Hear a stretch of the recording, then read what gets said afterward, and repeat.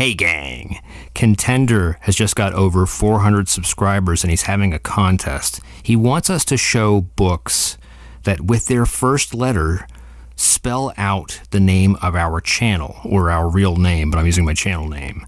This should be super easy if your collection is in alphabetical order, which mine isn't. The stuff in the garage is in order, but you will still find a stray cluster of Tomb Raider or Spawn. Well, anyway.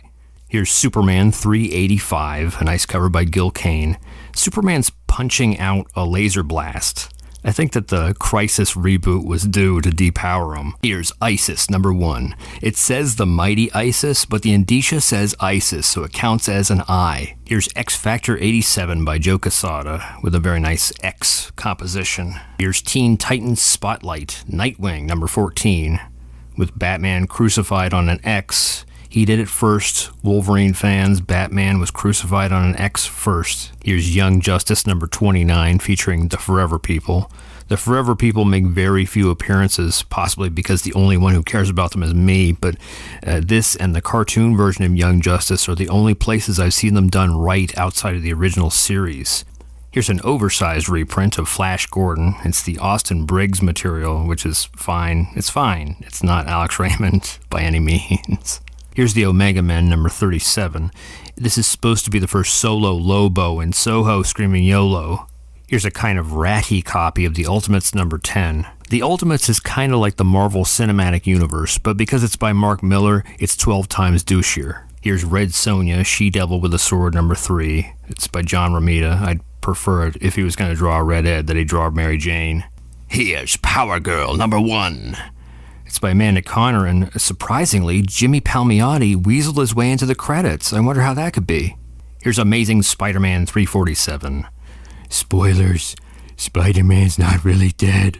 Here's Gotham City Sirens, #12. Remember when Harley Quinn used to wear a Harlequin costume? Remember when Catwoman's costume used to be 40% cleavage? Here's the Elektra Sega, #2. A nice cover by Frank Miller.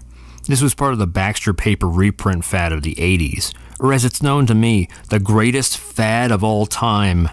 I love my Baxter Paper reprints. Here's Secret Origin Special #1, with a nice cover by Brian Boland. This has a framing sequence and a Riddler story by Neil Gaiman. Here's a nice Alex Ross cover for Paradise X, the Marvel Wizard Special Edition. This is Edge #2 by Gil Kane. It's from the short-lived Bravura line that Malibu put out just before the collapse of the comic book industry. Here's Catwoman #2 by Jim Ballant. Such a well-placed rip, creating that cleavage. Here's Identity Disc #1, which was hot for about 2 seconds because Deadpool's on the cover. I guess Marvel was hoping you'd look at it for 1/4 of a second and plunk down your money thinking it was Identity Crisis? Or maybe they were hoping Identity was the hot new trend like zombies. Here's the Avengers 318 guest starring the Amazing Spider-Man, Nebula, triumphant.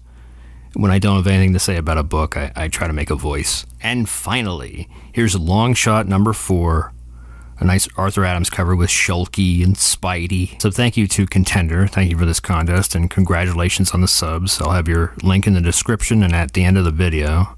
Here's Vanguard Illustrated #2. I wish I had a V in my name to show this, but technically I can show this Dave Stevens cover right now.